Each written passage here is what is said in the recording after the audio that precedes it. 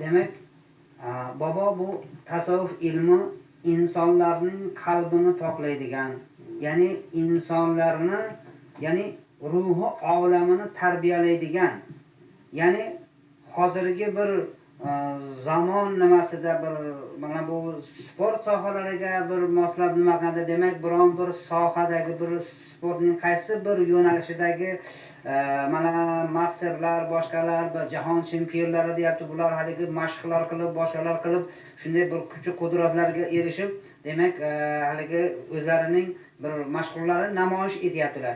Demak tasavvufda ham, demak ana shu siz aytgan Bahovuddin Naqshbandiy zotlarimiz erishgan darajalarga erishdi, xuddi sportchilar o'zlarini jismoniy tarbiyalagan singari, demak bu insonning ruhini ham, ya'ni qalbini ham tarbiyalab borishlik bilan ana shunday bir qalbi pok, mana shunday bir darajalarga erishish mumkin ekanda. Demak hozirgi bizning hayotimizda masalan Yevropa, G'arb va Osiyo va boshqa mamlakatlarning insonshunos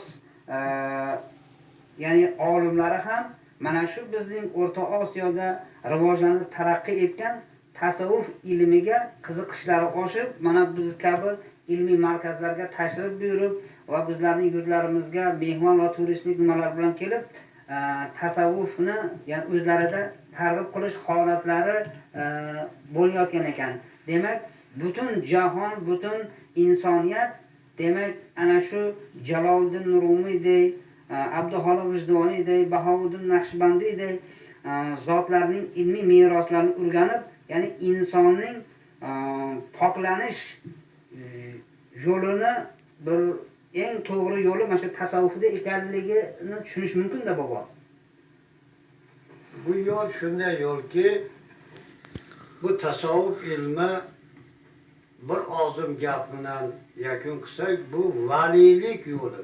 Shu valiylikni kim xolasa, bir piri komilni topib, shundan kerakli saboqlarni olib, shu bilan bir qalbini nurga to'lg'izib, shundan bir nazar marhamat olib, to Rasulullohdan keyingi qolgan pirlarning ishini davom etkazish uchun bu yo'lni shunday olib boradi. Bu yo'l shunaqangi bir chiroyli yo'lki, hech narsaga bir azor qilmagan, hech narsaga halokat bermaydigan, na davlati siyosatiga ya dunyodagi hech qanaqangi bir g'alva g'ashlarga aralashmaydigan holda o'z qalbiga o'z zikrini o'tkazadi. Masalan, Hazrat Naqshbandiy pirimizni tasavvufida masalan qalb, ruh, sir, xafi, axfo degan insonda 5 ta latoif bor.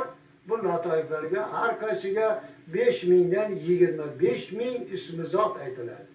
Bu ismi zotlar insonning o'sha qalbiga, qoniga Allohning nomi bo'yalib ketadi.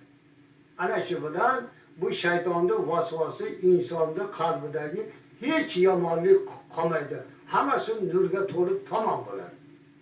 Shuning uchun o'sha nurga to'lib tamom bo'lishdi hisobiga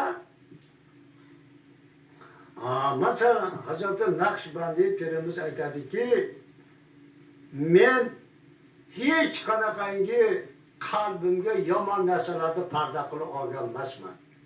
Masalan, dunyoni ortiqcha sevib, dunyoni to'plab qolish bitta parda.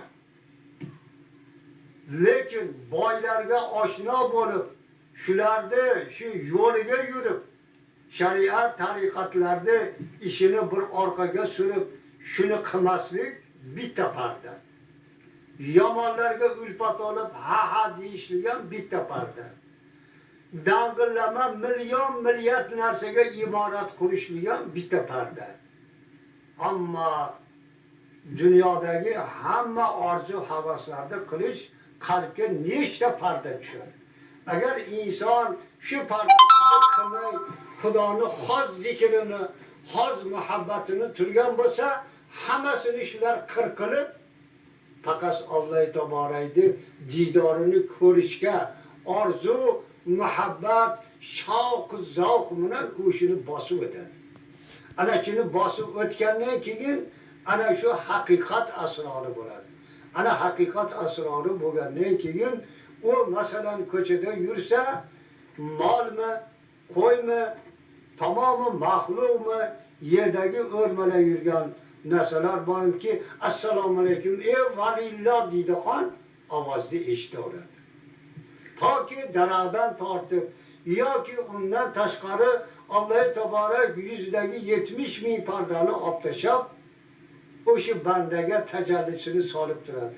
Shuning uchun Alloh taborakni shavlasini, Alloh taborakni nurini osmonda ham, duvorda ham, yerda ham qayta bo'lsa ko'radigan maqomga chiqib qoladi.